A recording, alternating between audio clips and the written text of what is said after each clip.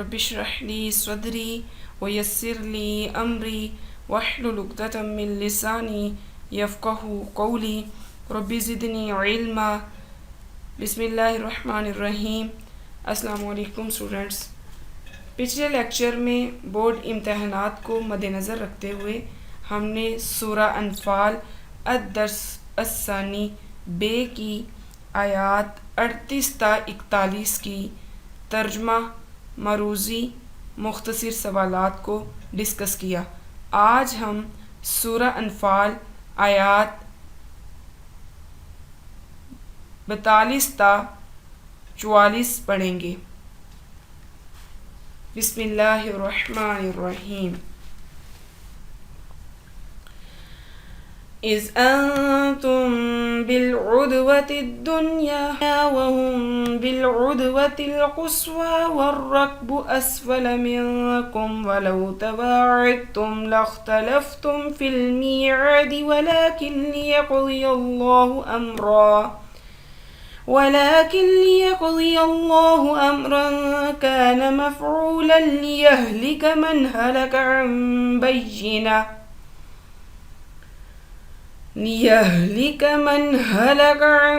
بينة ويحيى من حي عن بينة وإن الله لسميع عليم.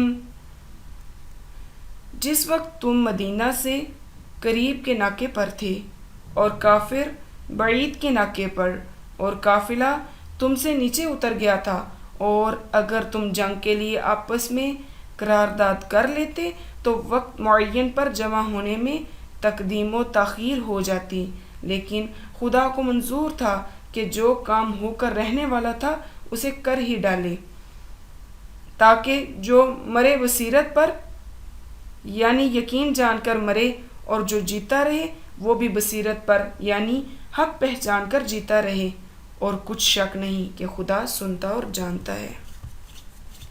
الفاظ معنی: العدوۃ الدنیا وادی کے اس جانب، والرکب قافلہ، المیعاد وقت معین، بینہ بصیرت. امپورٹنٹ ایم سی کیوز ہے. الرکب سے کیا مراد ہے؟ تو الرکب سے مراد قافلہ ہے.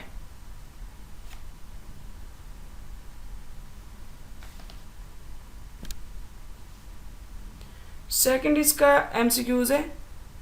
العدوۃ الدنیا کا لفظی معنی لکھیں. اس کا لفظی معنی ہے وادی کے اس جانب. جب تم پاس والے کنارے پر تھے یعنی مسلمان اور وہ دوسرے کنارے یعنی کافر، اور قافلہ تم سے نیچے تھا یعنی تجارتی قافلہ جو حضرت ابو سفیان کی قیادت میں شام سے مکہ جا رہا تھا. یہ قافلہ پہاڑ سے بہت دور مغرب کی طرف نشیب میں تھا، جبکہ بدر کا مقام جہاں جنگ ہوئی بلندی پر تھا. اگر تم جنگ کے لیے آپس میں قرارداد کر لیتے تو وقت معین پر جمع ہونے میں تقدیم و تاخیر ہو جاتی، لیکن خدا کو منظور تھا کہ جو کام ہو کر رہنے والا تھا اسے کر ہی ڈالے. اذ یریکہم اللہ فی منامک،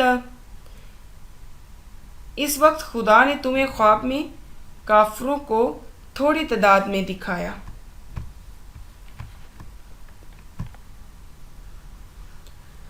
اذ یریکہم اللہ فی منامک قلیلا ولو اراکہم کثیرا لفشلتم ولتنازعتم فی الامر ولکن اللہ سلم انہ علیم بذات الصدور.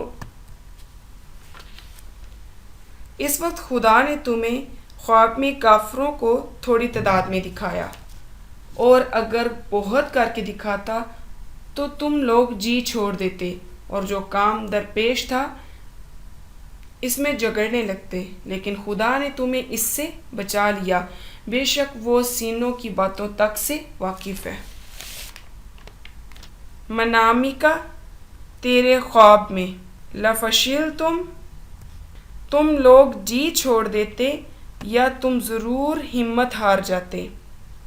امپورٹنٹ شارٹ کویسچن ہے، اللہ تعالیٰ نے نبی اکرم صلی اللہ علیہ وآلہ وسلم کو خواب میں کیا دکھایا؟